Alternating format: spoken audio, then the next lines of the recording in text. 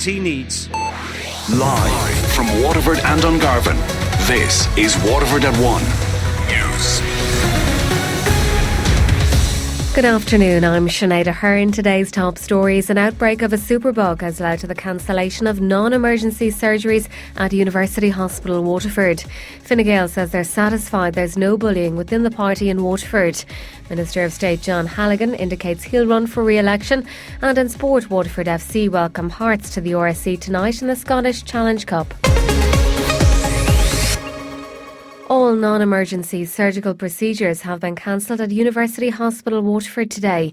It's due to an outbreak of the superbug CPE in one of the surgical wards. The hospital hopes to reopen the ward next week and has apologised for any inconvenience caused. General Manager Grace Rothwell says the cleaning and decontamination is quite significant. We call it a terminal clean, so you would clean each and every surface in the ward, both fixtures, fittings and equipment. You would clean the surfaces first, you would then decontaminate at a particular dilution, and then on top of that, it's called hydrogen peroxide. You would actually decontaminate the entire ward. You would seal it end to end and you would decontaminate.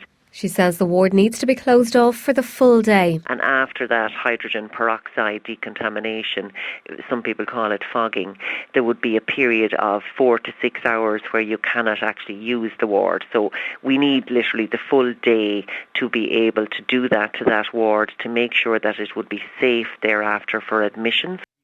University Hospital Waterford is one of the worst hit hospitals for patients waiting for beds today. 409 people are waiting on trolleys at hospitals across the country. There are 63 patients without beds at University Hospital Limerick, the worst affected facility according to the INMO. That's followed by 48 at University Hospital Galway and 43 at University Hospital Waterford. The Minister for Finance, meanwhile, says the funding to staff the new Dunmore wing at University Hospital Waterford is a matter for the Health Minister. The South East Palliative Care Centre occupies the first 2 floors of the new block and was handed over to the HSC in April. However, recruitment of staff is yet to begin. There's no funding either to staff the other floors of the wing.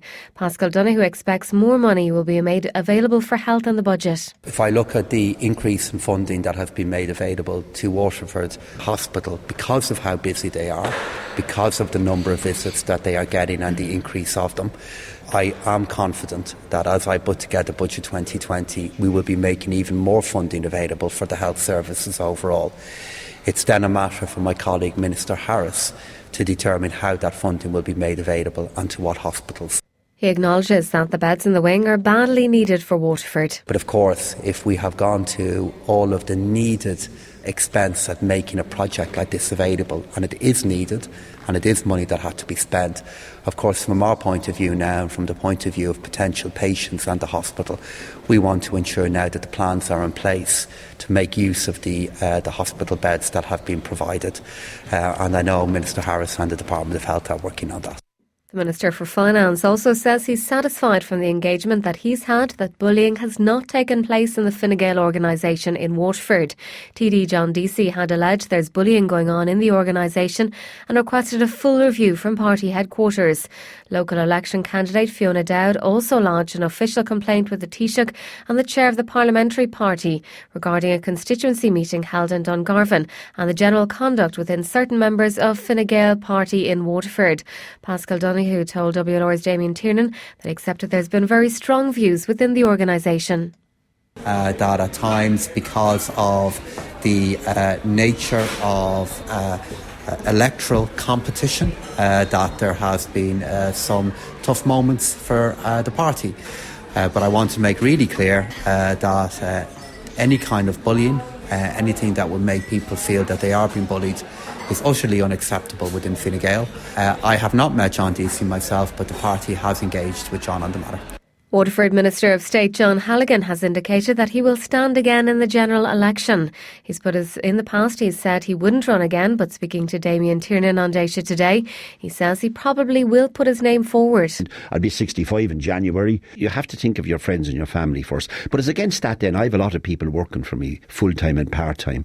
If I resigned as a minister, they would all lose their jobs. Just the minute John Halligan will be on the ticket, probably wouldn't be a minister again. You probably would be I'd be in opposition. Fine Gael, I think, have been good to me, and I think they've they've been pretty progressive. I would be a hypocrite if I went back on the back benches and then started attacking Pascal O'Donoghue and attacking Leo Varadkar. Having said that, I'll weigh up my options with the people of Waterford, the people I work for, my own family. I'll make a decision.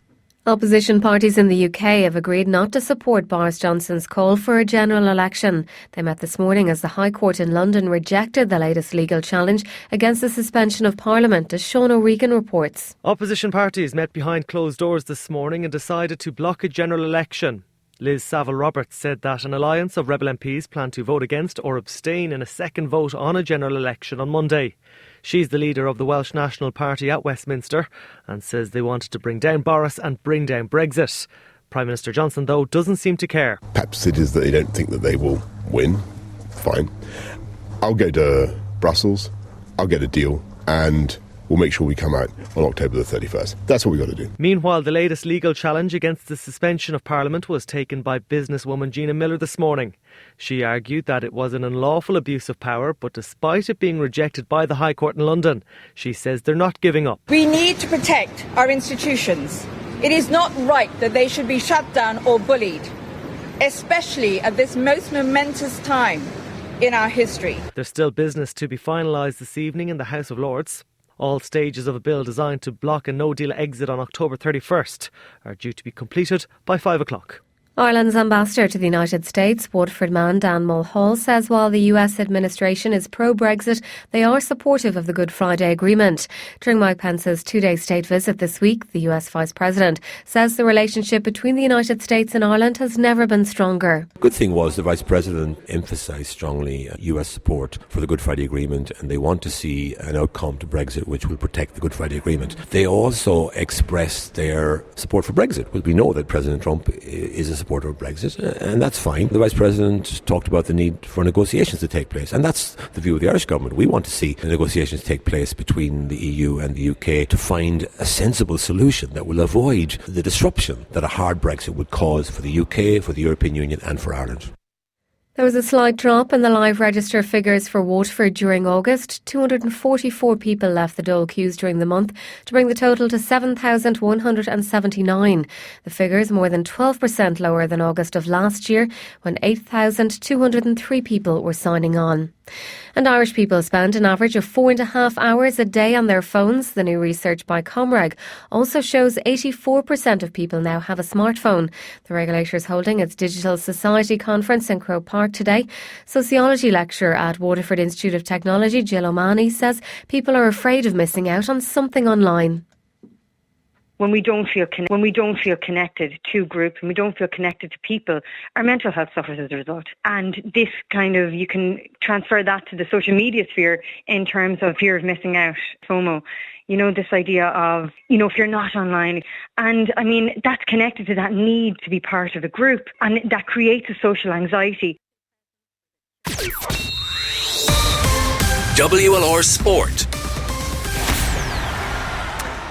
Very good afternoon, I'm Gavin. Whelan. First to soccer, and Waterford FC will put their league duties aside this evening when they welcome Hearts to the RSC in the Tunnocks Scottish Challenge Cup tonight.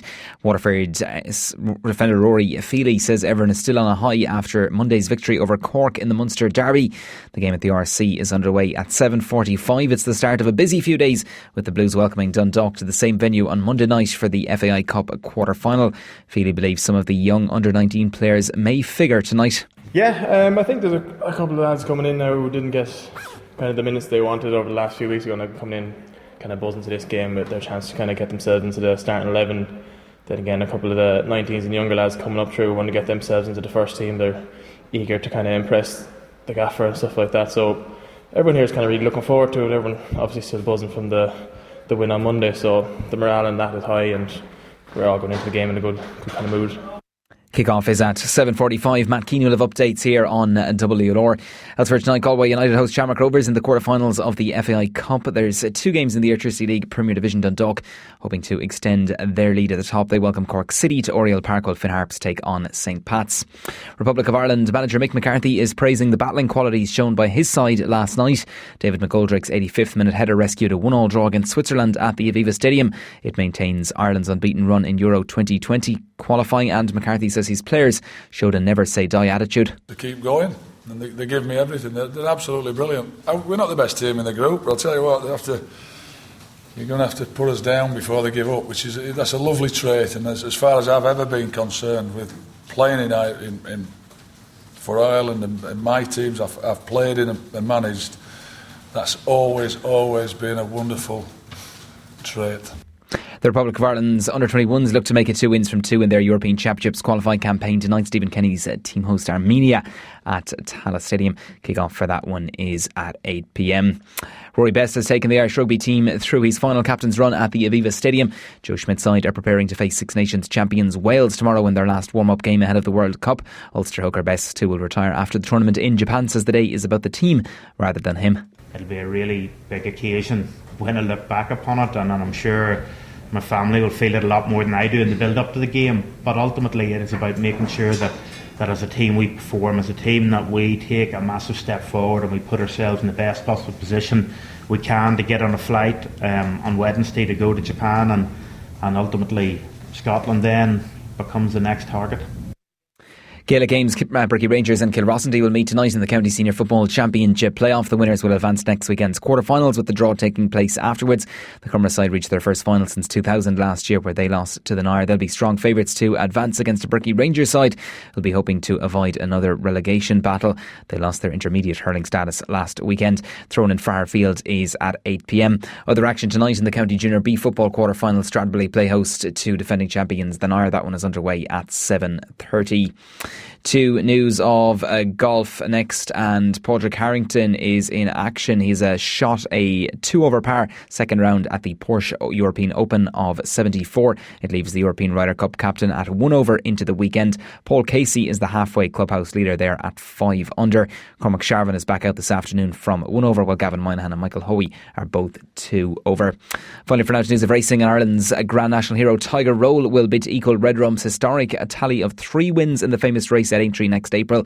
The Gordon Elliott trained chaser won the race for the second year in a row this year under jockey Davy Russell. Meanwhile, the Tony Mullins trained Josephina will bid to win her 3rd race in a row when she goes in the Adair Manor Opportunity Handicap Hurdle at Kilbeggan. Later, she won at the Westmeath track last month and also enjoyed recent success at Tramore. Racing begins at 4:15 with the Pat Doyle Memorial Maiden Hurdle. That's the latest on W.